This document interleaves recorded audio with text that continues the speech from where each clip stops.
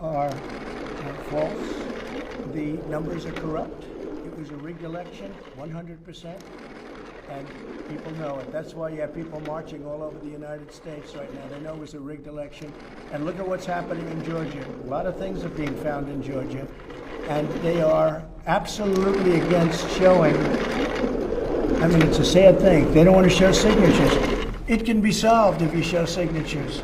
But you're going to find out the people that signed aren't the people that are supposed to be signing. You're going to find that the people that signed those envelopes, they didn't do the ballots, envelopes. And then somebody said maybe the envelopes were thrown out. There's tremendous fraud here. If you look at, wait just 1 second, if you look at 10 o'clock in the evening,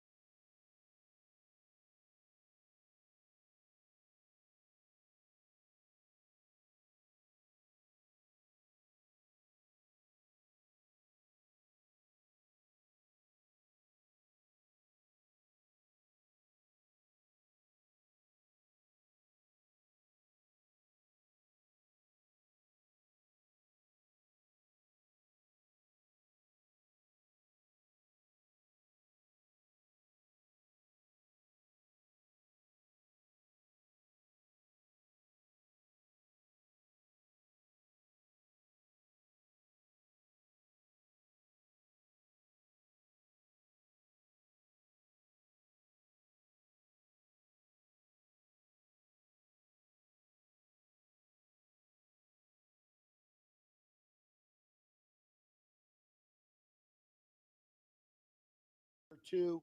And then when we got to COVID in 2020, it Let me became ask you a about production. little bit of a horror. Let me ask you about production value. Yes, sir. There was no music leading into this. No, none of that, man. This is bare bones. I'm here at Miami Community News. You can't just swap the word crappy for bare bones. Well, why not? You can't just do that. I don't know. I mean, if you look in the thesaurus, you'll see crappy, bare bones, say that not word quite again. the same. Say that word again. Bare bones? No. Crappy? Nope. Which one? Which book were you looking at? The thesaurus? That book? That book? I mean, I saw you. I saw your body actually. Thesaurus. Your neck strains. That's kind of what happens. I also realized what I'm getting you for Christmas now. Now that I haven't seen you in a month, and now I realize what's that. You need a trimmer. It's funny. Brett Romberg was saying similar thing to me last night. Was he? Yeah. That was a riveting show. I watched your show for the first time last night. Oh, you did? Yeah. What'd you like? Had you like that Billy Corbin interview? I mean, I like Billy. I was trying to tease.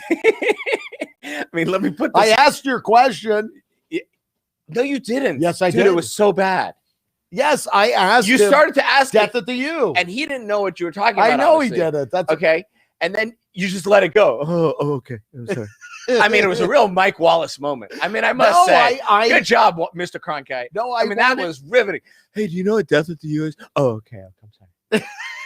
I mean, obviously he was unfamiliar with the title or something. But then the real key to it was, what do you think about the death of Brian Pata and the fact that it's an unsolved murder? It's an unsolved murder from like 4 blocks from here. I know. And they know who did it. I mean, it's pretty obvious. Who knows? Okay, so who knows? Well, it was pretty obvious, I think. I imagine that other player that was dating the same girl. I don't implicitly know that story well, but I remember the basics. But you're comfortable saying they know who did it. Well, it was in everything I had read back then, and in an recent article about it. It seemed like everything's pointing to this one young man. I don't even remember his name, but back to my point. So you have Billy Corbin on. You have an unsolved murder. What is he, like Inspector Clouseau? He's all things That's true. Yes. And although then he's not very popular on campus. He's not. He's persona non grata. Yes. But he's all things and the unsolved murder is like 4 blocks from here. And I thought that would be a rather relevant question. And there's now there's a documentary that just came out, I think, last week on ESPN called Death at the U. And the other curious thing is why didn't they have Billy do it? They had him do, all about the U and all these things, all these, University of Miami. I think he's done 2 on UM. Yeah, he did the U and I don't know if it's called U Part 2, but it was. And then he's done other ones for the 30 for 30 series. Yes. He did the gambling one. I remember the basketball scandal one or whatever. Right. I don't know if Screwball was a 30-30. No, it wasn't. That was a film. But anyways, you blew that question. Okay. Well, hey, it's not the first time I've blown a question. Nope. Nope. And I'm just gonna let that sit there. Right when it came out of my mouth, I thought, boy, that's not the way to go. Well, I'll tell you this. It was great. It was great watching you and Romberg. It was enjoyable watching Romberg get a little tipsier as he progressed. Yeah, it was good. That was good. But it was really, that boy can handle a lot of liquor. Oh, I'm sure. Yeah. What people don't like about terrestrial TV and about terrestrial radio, the one. Let me guess. Yeah. Commercials. Yeah. So what you managed to do is you managed to take the shittiest part of terrestrial TV and radio and bring it to the internet. I'm just trying to do my job, and man. Then on top of that, I bet you had the ads on silent. I bet you weren't listening to the ads. Of course I wasn't. Okay. Because that's a very showbiz thing to do, not to listen to your own ads. Well, right? we are showbiz here. You are showbiz with offside radio and onside. Offside. No, it gets a 10-yard penalty. It gets a 10-yard penalty. No, offside's 5 yards. Oh, 5-yard penalty. Yeah, you get a 5-yard penalty.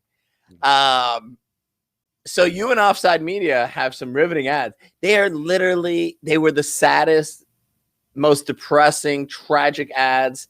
I mean, I didn't even know Publix had an ad that was that sad. Here's the deal. You do ads like that, so people are feeling down. Then when your programming comes up, they are like, you lift them. It's like I think it's like a bungee jump. You get a thrill then all of a sudden. I think in one of the ads, Publix was apologizing for not letting its workers wear masks and killing them. They were? I think they were in one of the ads. Well, which is a weird admission of guilt. I mean, aren't they being sued for something like that? I have no idea. Idea. But you know what? You're speaking sports a little bit, so I want to get your opinion. It's like this shirt was a 2-for-1. I would have thought this is a quality shirt. Quality based on what caveats? Just the stitching and the material. Yes, the stitching. Okay, it wouldn't be the design. No, the design is top shelf. I mean, this is he's having a hard time focusing the camera with that shirt on. Is that the problem? Yeah. Tommy, are you okay over there focusing it? I'm having a hard time focusing because I want to stare at there's a giant screen. For those of you who don't know at home, you can look this way. There's a giant Facebook screen in front of me. And you keep looking at yourself. I mean, who else am I going to look at? I mean, there's you and there's me, and I did the you. Well, you can look over at Tommy over there. I can't even see him. He's behind computer screens and whatnot. Yeah, he hides back there. Tommy, how you been? Tommy lives here. now. I left here at 8:15 last would actually night. not surprise me if that was actually true. Like if Grant finally threw his son and his hooligan friends out of their makeshift gym, yeah. And Tommy moved in, there would actually be zero shock in my. Well, he's going to move then in. I could run for South Miami mayor. Yeah, you could, just like Grant. I was going to say. And unlike Grant, you could live in the city. And unlike Grant, you could maybe win. Yeah. But Grant Miller once lived here when he ran for public office in South Miami. We're going to put lived in air quotes. Yes. Yes. Grant only lost by a few votes. Isn't that crazy? Just to think that Grant Miller could that would have been awesome. Grant Miller running a city. Now, though, that would have been commission meetings that I would have loved to attend. I mean, usually here in South Miami, the commission meetings border on the insane, right? You got a guy with a big beard that rambles about building bridges himself. I mean, this city, he actually would have improved the quality of public service in this city. Do you think he would have brought up the intelligence level? Yes. I mean, have you? I mean, unfortunately, it sounds like you've listened to a South Miami city council. I've been, unfortunately, I had the displeasure of doing that. I mean, yes. this is a cast of characters. I mean, this beyond a cast of oh characters. my God. Well, you got the one guy. And by the way, it's been going on for a long time. Even when they swap them out, they replace them with another cast of characters. Yeah, but you know what? And maybe you could give me your opinion. All kidding aside, now they were able to change the election from February now it to will change. November. It will change. That'll change the dynamic of who's. Oh, that's weird. Grant Miller's eating. Oh, there's a shock. He just goes around town in Santa Claus costumes now, so he can eat for free all over South Florida. I'll tell you something interesting about that, and then we'll get back to the city of South Miami question. My wife said to me, she said something about how, we were watching a video of Grant popped up, and I said, and she said, "Oh, he looks like he's in shape or something like that," because I had made a comment about, "Oh my God, this guy's eating again." Yeah, he ate 14 hot dogs at Arbetter's. And I said to him, and she said, "Well, he doesn't. Well, I just got buzzed. The tower just got buzzed. A fly just buzzed me." Wow! Did anyone see that? No, we didn't. That's compelling. The tower Facebook content. No, the tower just got buzzed. Oh, and so, but she as soon as he walks in, of course it's gonna. No, because it's Linus. Can you smell that? No, food? Linus over here has a. Exactly. But she said to me, "Didn't you tell me that he literally has the worst eating habits of any grown man you know?" Yes. And I said, "Yes." And she said, well, how does he stay relatively in shape? So it was kind of a compliment. She thought you looked in shape. Relatively. And the keyword is relatively, Grant. I want you to know. Oh, he's going to come over here to give you COVID. I'm going to clarify something. She was comparing me to you. That's true. That's true. No, and see, everything's relative, right, Grant? So, well, speaking of eating. By the way, have you ever driven down 67th Avenue and seen this guy with his shirt on his head? No. Walking? No. The first 6 or 7 times you think it's just a complete lunatic. And then eventually you slow down because you've seen the guy 6 or 7 times. It's Grant.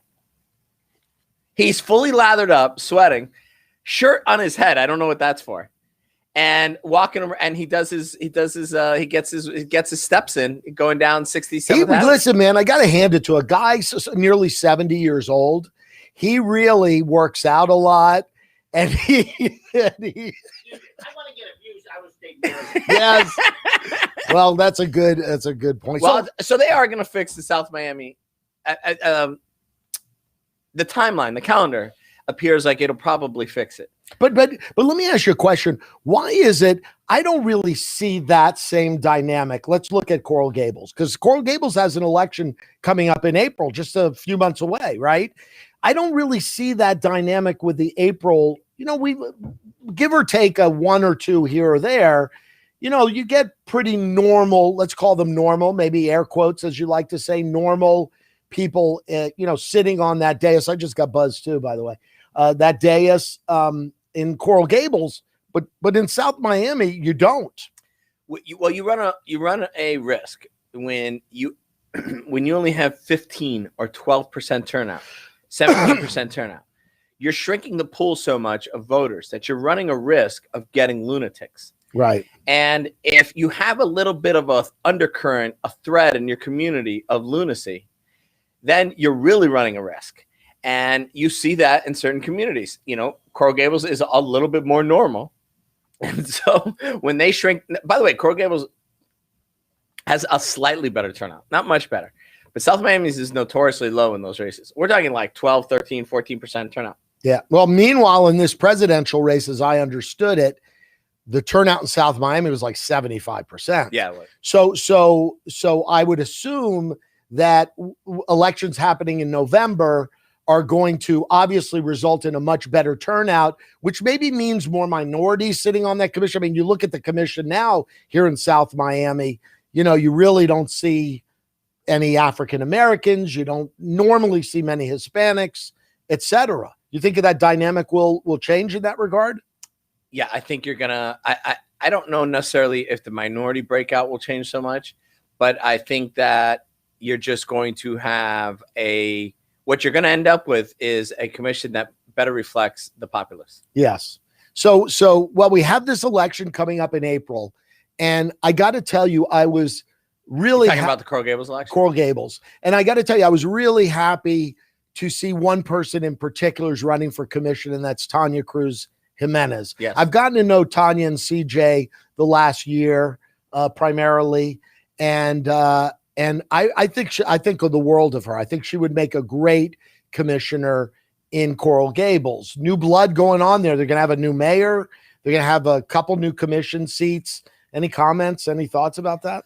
Tanya's a friend of mine, and Tanya and I have been friends for a long time, and I think Tanya would make a good public servant, and I'm eager to see her. I don't think it's official yet. It's official. Is it official? Yeah, it's official. Yeah, you've been traveling all over the country. I've been completely out of it, right? And we'll talk about that in a second. I mean, I've been so out of it that Lorraine and Danny, the owners of the Globe, they were concerned that I wasn't doing well. Like they is that your watering spot? Yeah, they reached out. They wanted to know what was going on. They hadn't seen me in a month. And let me ask you, have you been going there throughout COVID? I mean, when it was open? Well, the upside of the Globe is that they have outdoor seating. Yeah. And even the indoor seating is open, it's true. If you're familiar with the location, it's basically an indoor outdoor kind of place. True dat. That was very hip of you. Please don't ever do that again. That was so bad. So, and then, I go at off times too. So, I've been able to go there and at least, have, and also when we were really in the shutdown, I used to just go by and take food to go. Because if you have a favorite handful of restaurants, I mean, I really tried to go and support them. I mean, I know it's nothing in the grand scheme of things. Right. But you just felt so bad for all these people. So it's right close to your office. Yeah. Right. I mean, my imaginary theoretical office is just a block away. Right. Where I tell my wife I have an office is just a block away. Yes. So, but I've been going there, for 20 years, and so when I took a month off, they were gravely concerned. So because I had taken times off before, but they. It was well publicized that I was going to be coming in. Right. And so, I did. I was home a lot, and I also hopped in the car and drove around the country. Yeah. So let's talk about that. I didn't know when you came in this morning, you told me you and Patty, I assume Patty went with you. Absolutely. Okay. You and Patty got in the car, started driving. Did you have locations in mind, or it was, we kind of planned it at the last minute. Good for you. We started with one directive, which was hers, that she wanted to go to the Inn at Little Washington. And if you're not familiar with the Inn, I'm not. Okay, I assumed you weren't. But somebody more sophisticated like Tommy might be familiar with this. Tommy, you know about that place? The Inn at Little Washington is one of the only 3 Michelin star restaurants in America, like Per Se and French Laundry. And it's located in a place called Washington, Virginia, which is a very small town of about 135 people. Wow. in the middle of nowhere in Virginia, about an hour and 10, 15 minutes from DC. But how do you operate a 3-star Michelin restaurant in a town of 135? I assume people are driving far to get there. It's amazing. And then you also have to stay there. And so they have a couple of cabins, the restaurant does. Really? And then they have like 20 hotel rooms. And everything is just decadent and over the top and kitschy. And the whole town is... And expensive? Oh, I mean, you can't get in and out of dinner for $1,500. Wow. And so... I mean, if that's expensive to you, it wasn't to me, but I mean, you said, wow. So I'm gauging, those shirts. I mean, obviously I'm gauging by your reaction that I just broke the bank. When you're coming in with these high quality shirts, I'm thinking, yeah, it's probably not a big deal for you. But go ahead. These are expensive. So you may not like the taste. No, I'm joking with you. The Inn at Little Washington is a complete. We stayed in a cabin that's 300 years old. Wow. Yeah, I mean, cool. It's an amazing experience. So that was the only directive. So then the question is, well, how, if you take your time, how many days before you get there? And I kept adding to it, and I kept going, well, no, let's go here for a day or two. Let's go there. So then we added in Charleston, which is an incredible, historic Love city. Charleston, yeah. And with a great. What we wanted to do is we decided we just wanted to eat our way across the South. And so does that entail a lot of fried chicken, collard greens? It entailed a lot of food. A lot of food. And so we ate at some of the great restaurants in the South. And we ate at Husk. And did you go to Savannah as well? Yeah. Sean Brock's place. See, Tommy, I knew somebody was gonna. He's got the internet in front of him. So we went to. So Sean Brock's place, and but of course Sean Brock. Well, Sean Brock's a famous chef. Okay. Michael Miller's here. Jeff Garcia. All right, there we go. And then we went to Cotton and Rye, another famous restaurant, and so if you go to, we went to Savannah, we went to a few other places, but if you really have the time and you haven't done it. Going to Savannah and Charleston, and so great cities, unbelievable cities. But there is a culinary awakening in the South. If you have the time to go to Nashville, if you have the time to go to these places, there's something incredible that has happened over the last couple decades in this. So South. I've been to Nashville once, and it was more or less 1996. It was so it's a hokey. much different. It's a much different. It was town hokey now? as hell in '96. Yeah, because I was there when you were there. You don't know this, but you were there. Yeah, I saw you there. I saw you there in '96. Well, I know. I love that. What I loved about Nashville is that strip with all the the honky tonk bars and play a lot of great live music. That's still there. Yeah, it's gotten a little cooler, and now they've added a restaurant scene that's big time. As a matter of fact, Sean Brock, Tommy, has a restaurant.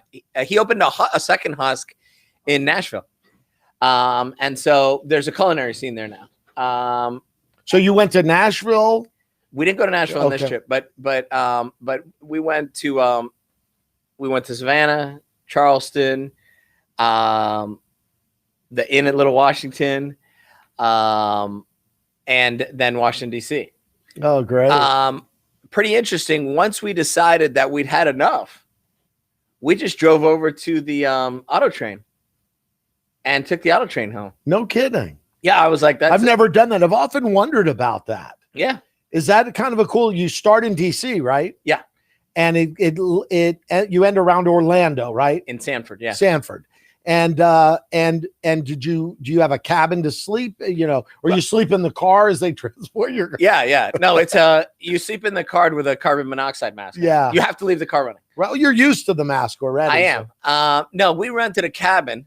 And so, it was. Although Donald Trump said you shouldn't have to wear the mask in that auto train. Oh, definitely not. Yeah. It's an infringement on my civil liberties. Right. Or something. Yes. But we rented the cabin, the deluxe one. So this thing was, instead of being 2 feet by 3 feet, it was 3 feet by 4 feet. No, it felt very much like Murder on the Orient Express. It had that vibe to it. Is it the first time you've been on a train like that, or no? In years, in a long time. in more than 20 years. Would you recommend that? Yes. Sleeping was a little difficult because it's so bumpy and the mattress is so thin. But other than that, the daytime experience where you're in a cabin, nobody comes in. Nobody. Like you're totally sealed off. You have your own bathroom. It's a pretty nice way to travel. Right. And they're bringing you food and everything into your cabin? Well, that's optional. Okay. You know, they also don't have to bring you food. So in our case, we brought food. So we didn't need anyone to bring. What was that? You know, just some of these thoughts that come to my mind, and all kidding aside, in the middle of COVID, did you feel safe on the train? At first, I was freaked out. I bet. But then I realized we literally came in contact with one person. Wow. Yeah, the porter. The porter was the only one we came in contact with. Right. And we wore a mask and he wore a mask. It's all air conditioned, obviously, inside. Our train only had like 3 or 4 cabins on it. Our individual train. And then we didn't change, trains. Wow. So there was nobody around. And I think there were a couple of the whole train. The weirdest part was the train station. I was freaked out because it's the first time in 8-9 months that I'd been in a building. Now we got away from everybody because we were freaked out, but it was the first time I was in a building that probably had 150 people in it. And so we were pretty spooked. Like we walked in, we saw it, and we turned around and we're waiting outside. Really? Until they call our train. Right. And so, because it's, even if it was safe, the first time you do something like that, it feels a little awkward. And so, then how long had it been since you? Because I got to say, I mean, I was at a point where I didn't leave the house obviously with this pandemic going on. And then I got to the point where I was like, not that I'm being, irresponsible, but I've gotten to the point now where I meander out a little bit more. I went to Joe Stone Crab about a week ago. I would say I had a different experience. And I know everybody kind of goes in these different waves. I would say that before the election, because of the election, I went out more and more because I kind of had to. You had to. And I kind of felt like I had to. Right. It's funny because Tommy said he saw me outside of a polling location, a week before the election or whatever it was at an early voting site. So I was doing some of that, attending meetings and things of that nature. Not anything too huge, but definitely coming in contact, with people. After the election, also with a spike in COVID, to be honest, kind of freaked me out. And, that trip was one of the times that we went out, but we stayed away from people and we ate outdoors and we did things of this nature. What did you see in those cities? Are people freaked out, or did you see? Well, there was very few people in the inn at Little Washington. So that was really, cool. And there's just nobody there. Right. Charleston was a lot emptier than what we had seen in the past. So that was interesting. We ate in a relatively empty restaurant. Savannah had a lot of people, a lot of tourists in Savannah. Every single person in Savannah had a mask on. So that was refreshing to see. But anyways, I largely went into lockdown, and especially the last 2 or 3 weeks, as the cases spiked up. I mean, today is one of the few times that I've come out. And I'm honored. And people have teased me about it, but yes, I almost turned around and went home when I was driving here, and I was at a red light, and I was reading the news at the red light just down the street, and I saw that 3,600 people died yesterday. It's crazy, man. And I'm actually more concerned now, and I know everybody has their own anxiety and their own waves, but I'm more concerned now than I was in May. And I know we were really freaked out in May, but I'm less. I'll tell you why.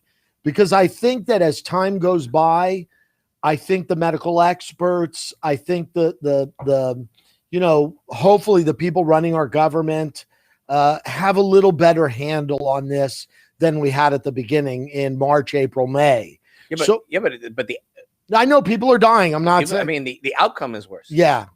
Look, clearly more people are getting sick, and clearly I think it's spreading, yes. And we're treating them better. Yes, because the mortality fewer percentage rate, are dying. The mortality yes. rate is gone down. Yes, so we've learned something along the way here. Exactly.